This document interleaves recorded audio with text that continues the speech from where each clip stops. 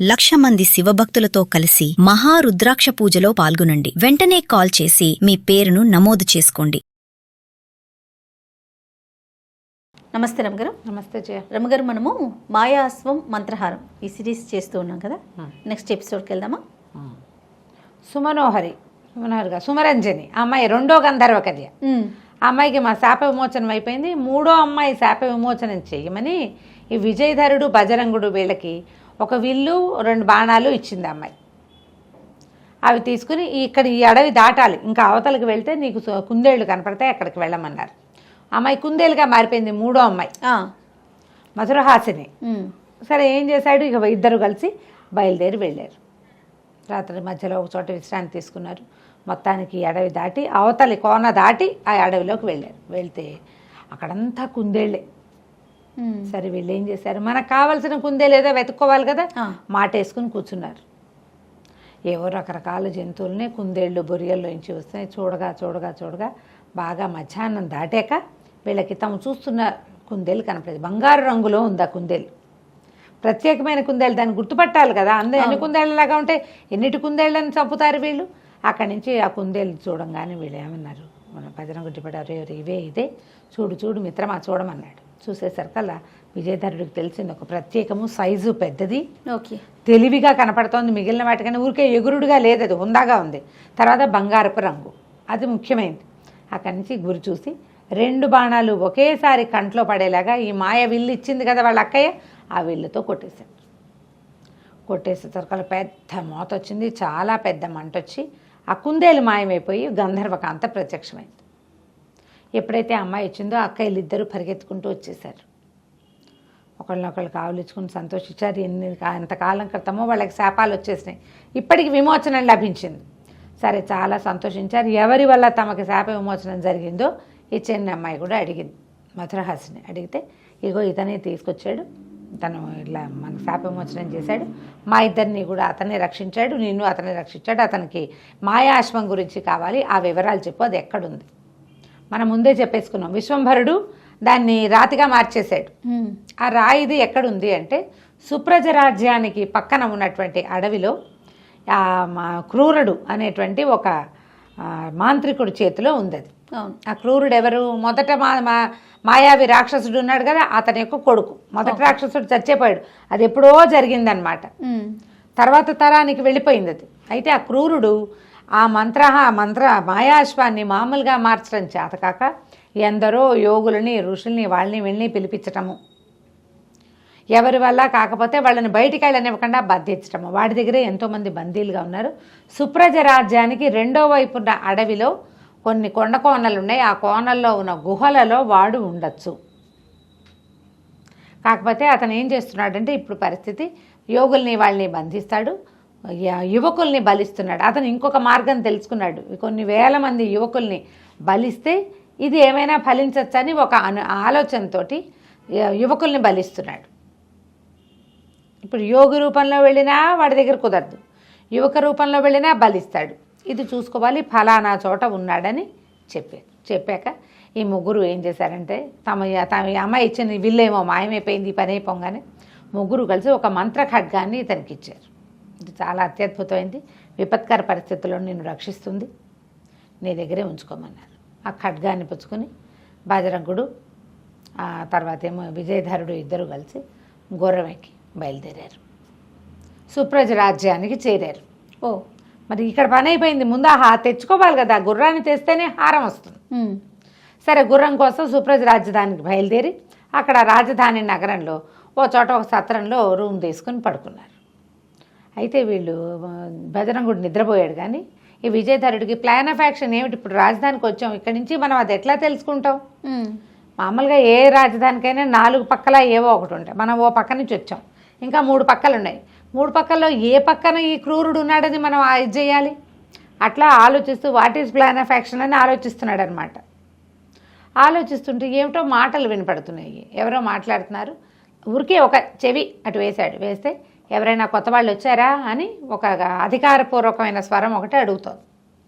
అడిగితే పెద్దగా లేరండి, ఒక 2 యువకులే వచ్చారు, మెరికల్లాగా ఉన్నారు, భోజనాలు చేసి పడుకున్నారు, ఇంకాసేపు సద్దుమణిగాక బంధించి తీసుకుపోండి అని చెప్తున్నారు.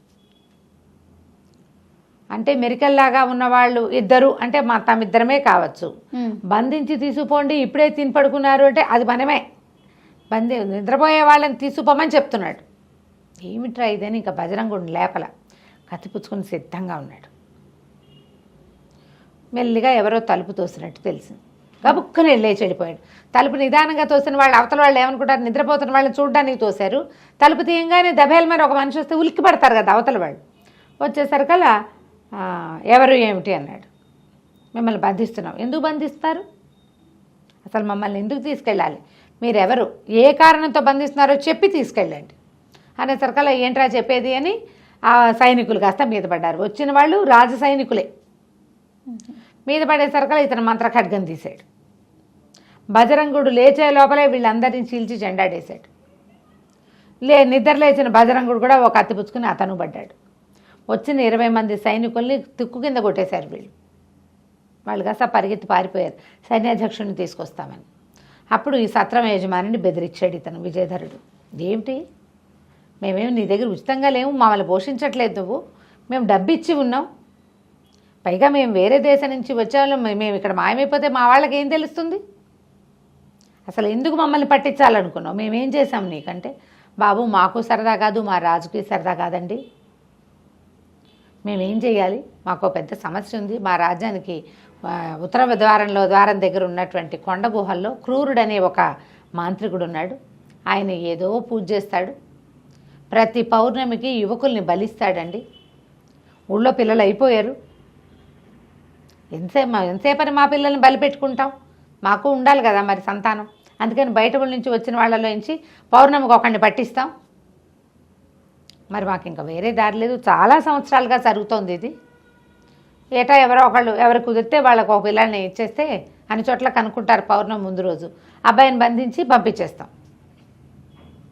అప్పుడు ఇతను ఏమనుకున్నాడు, క్రూర రాక్షసుడు, క్రూరుడు, ఒక మాంత్రికుడు అనగానే మనకు కావాల్సిన వాడు వీడే. అక్కడి నుంచి ఏమన్నాడు, మీకు ఇది నిజంగా తెలుసా ఖచ్చితంగా అంటే, ఖచ్చితంగానండి సైన్యాధ్యక్షుడు వస్తాడు కనుక్కుందరు కానీ కావాలంటే. సైన్యాధిపతి రాకని ఇతను అంతా ఆను పాను కనుక్కున్నాడు. నేను వెళ్తాను స్వచ్ఛందంగా నన్ను పంపించండి అన్నాడు. వాళ్ళు ఆశ్చర్యపోయారు, ఏమిటి చచ్చిపోవడానికి వెళ్ళిపోతావని, చచ్చిపోవటమో ఇంకో పోవటమో నా సంగతి నేను చూసుకుంటా కదా అంటే సరే రమ్మన్నారు. బజరంగుడు ఇతను ఇద్దరు విజయధరుడు ఇద్దరు కలిసి రాజస్థానానికి వెళ్ళారు, ఆస్థానానికి వెళ్ళిపోయారు. రేపు పౌర్ణమి, ఈ సాయంకాలం ఆ బాక్స్ పంపించాలి, ఎవరో ఒకళ్ళని పడుకోబెట్టి పంపిస్తారు. అదేంటంటే పెద్ద చిల్లులుగా చేయబడిన ఒక పెద్ద చెక్కపెట్టె, ఆ చెక్కపెట్టెలో మనిషిని పంపించి మనిషిని పడుకోబెట్టి లోపలికి అక్కడ దాకా తీసుకెళ్తే దానంతట అదే బాక్స్ లోపలికి వెళ్ళిపోతుంది అక్కడ ఉన్న మాయమంత్రాల వల్ల. సరే ఏం చేశారు, కొంతమంది సైనికులు ఈ బజరంగుడు కూడా కలిసి ఈ అబ్బాయిని కత్తితో సహా ఆ పెట్టెలో పడుకోబెట్టారు. ఆ పెట్టెతో పాటు వెళ్ళారు. బజరంగుడు కూడా పోయాడు అక్కడికి, ఒక్కడిని వదిలిపెట్టి ఉండలేక వెళ్ళాడు వెనకాల. సరే అక్కడ దాకా వెళ్ళేసరికి అదొక పెద్ద కొండ గుహ, బయట ఒక పెద్ద బండరాయి అడ్డం ఉంది. వీళ్ళు ఆ పెట్టె తీసుకెళ్ళి అక్కడ పెట్టంగానే ఆ రాయి దానంతటదే ఇట్లా రెండుగా విచ్చిపోయింది. ఈ కింద పెట్టబడిన బాక్స్ అక్కడ ఒక గీతలు గీసున్నాయి, ఆ గీతల్లో పెట్టాలి, ముగ్గులో పెట్టాలి, ముగ్గులో పెట్టిన బాక్స్ దానంతటది లేచి తేలుకుంటూ లోపలికి వెళ్ళిపోయింది. ఎవరు పట్టుకెళ్ళాలా దానంతట అదే వెళ్ళిపోయింది. అక్కడి నుంచి తెరుచుకుపోయిన రాతి బండలు రెండు యథాప్రకారం అతుక్కుపోయిన రాతి బండ అంతా మూసేసింది. కేకలు పెట్టాడు బజరంగుడు, అయ్యో అయ్యో వెళ్ళిపోతున్నాడని. ఇక వెళ్ళిపోతున్నాడే ఏం లేదు, మూసిపోయాక ఇంక చేయగలిగేది ఏం లేదు. ఆ సైనికులంతా మేము వెళ్ళిపోతాం, ఎప్పుడు ఇంతే చేస్తామంటే బజరంగుడు బతిలాడాడు, వెళ్ళిపోవద్దు, ఇదంతా కథ మామూలుగా అవుతుంది, మావాడు దీన్ని ఏర్పాటు చేస్తాడు అని చెప్తే ఒప్పుకోలే వాళ్ళు. సరే ఒకళ్ళు ఇద్దరు అన్నారు, పోన్లే పాపం అబ్బాయి సరదా పడుతున్నాడు, ఒక రోజు ఉందాం, ఈ రాత్రికి ఉండిపోదాము, తెల్లవారుజామున ఎప్పుడో పౌర్ణమి ఉంది, ఆయన ఏదో చేస్తాడు, ఏమైనా తేడా వస్తే అప్పుడు చూడొచ్చు, తెల్లారిదాకా ఉందాం లేరా అని అక్కడే కూర్చున్నారు. ఈ లోపలికి వెళ్ళిన బాక్సు లోపలికి వెళ్ళంగానే ఒక పక్కన అట్లా పెట్టబడింది ఒక పెద్ద మందిరం. అది ఎంత పెద్ద మందిరమో, మందిరంలో ఒక పెద్ద అమ్మవారి విగ్రహం, చండిక విగ్రహం ఉంది. ఆ తర్వాత చండికా విగ్రహానికి ఒక పక్కగా ఇంతకుముందు మనం చెప్పుకున్న మాయా అశ్వపు శిల్పం నిలబెట్టబడింది. తెల్లటి శిల్పం, ప్రాణం ఉన్న గుర్రంలాగానే కనపడుతోంది ఆ శిల్పం, కానీ అది శిలని తెలుస్తుంది, తెల్లటి పాలరాయితో చెక్కింది. దాని జూలు, దాన్ని నిక్కబొడుచుకున్న చెవులు, కళ్ళు లైవ్లీగా ఉంది కానీ కదలిక లేదు, శిల్పం కనపడుతుంది. సరే ఏమైంది, తెల్లవారుజామున ఇంకా కాసేపట్లో పౌర్ణమి వెళ్ళిపోతుంది అనగా బలి కార్యక్రమం మొదలైంది. ఈ పెట్టి తెరిచి చూశారు. పెట్టి తెరిచి చూస్తే వీళ్ళు ఏమనుకున్నారు, ఒక యువకుడు పడుకుంటాడు అనుకున్నారు. అందులో అదేగా పడుకోబెట్టారు. కానీ లోపల గడ్డాలు అవి నెరిసిపోయిన ఒక యోగి ముసలాయన పడుకుని ఉన్నాడు. ఓ మాంత్రికుడు ఆశ్చర్యపడి, ఎవడరా నువ్వు ఎలా వచ్చావు? నేను యువకుడిని పంపించమన్నాను, ఇలా ముసలివాడిని పంపించాడేమిటి రాజు? ఎప్పుడు ఇట్లాంటి పొరపాటు జరగలేదు అని మరి చర్చి కేకలు పెట్టాడు. ఎవరక్కడ ఈమెది వీడిని బలి సరిచేయండి, ఇది బలి ఇట్లా ఇవ్వడానికి పనికిరాదంటే ఆగు శాంతం అని లేచి నుంచున్నాడు విజయధరుడు. నేను ఒక యోగిని, నువ్వు మాయాశ్వాన్ని సాధించడానికి ఎందరో యోగుల్ని బంధించావని, ఎందరో యువకుల్ని బలిస్తున్నావని తెలుసుకున్నాను. నీ దగ్గరికి వచ్చే మార్గం లేక ఇలా ఈ రాజుకు చెప్పి నేను ఈ బాక్స్లో పడుకొని వచ్చాను, ఈ డబ్బాలో నీకోసం వచ్చాను అని చెప్పాడు. విజయధరుడికి మొట్టమొదట ఆ రూపం మార్చుకునే అవకాశం ఇచ్చింది అమ్మాయి, మంత్రం ఇచ్చింది. ఆ మంత్రంతో ఇతను యువకుడు కాస్త ఇలా వృద్ధుడిగా మారిపోయాడు. మేకప్ కాదు, అది మారిపోయాడు అంతే. అనేసరికల్లా ఆ రాక్షసుడు ఆశ్చర్యపడి, ఏమిటి నీకు తెలుసా ఈ అశ్వం సంగతి అన్నాడు. నాకు బాగా తెలుసు, దాన్ని ఎలా మామూలు అశ్వంగా మార్చాలో, మాయా అశ్వంగా ఎలా మార్చాలో నాకు స్పష్టంగా తెలుసు. నీకు ఆ క్రియ చేసి యోగులందరినీ విడిపిద్దాము, నీకు మేలు జరుపుదామని వచ్చానన్నాడు.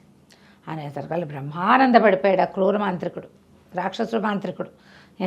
సంతోషం పట్టలేక ఆ బాక్స్లోంచి నిలబడిన వాడిని లేవదీసి కిందకి దింపుకున్నాడు. మీ మహానుభావ నువ్వు ఎక్కడో దొరికావు, నేను ఎన్ని సంవత్సరాల నుంచో ప్రయత్నిస్తాను, మా నాన్న ఎంతో ప్రయత్నం చేసి చచ్చిపోయాడు, ఒక ఇన్ని వందల సంవత్సరాల నుంచి నేను ప్రయత్నిస్తూనే ఉన్నా. అయితే ఈ గుర్రాన్ని ఏం చేయాలంటే ముందు నన్ను గుర్రం ఎక్కించు. అది ఎత్తైన పీఠం మీద నిలబెట్టబడింది. ఏం చేశాడు, బట్టల్లో దట్టిలో ఖడ్గంతో పాటుగా ఒక పేటేసి గుర్రం ఎక్కించారు. గుర్రం ఎక్కించి కూర్చోగానే ఇక సంతోషం పట్టలేకపోయాడు విజయధరుడు. ఆ గుర్రాన్ని కావలిచ్చుకున్నాడు. మెడ మొహము అన్నీ సవరించాడు. ఆ మొహం మీద పదే అనేసరికి దాని మొహం మీద ఒక నుదుట్లో ఉంది కదా ఒక పాయింట్, అక్కడ ఎప్పుడైతే మానవ హస్తం తగిలిందో వెంటనే ఆ అశ్వం కాస్త నిజమైన అశ్వంగా మారిపోయింది. శిల్పం అశ్వంగా మారిపోయింది.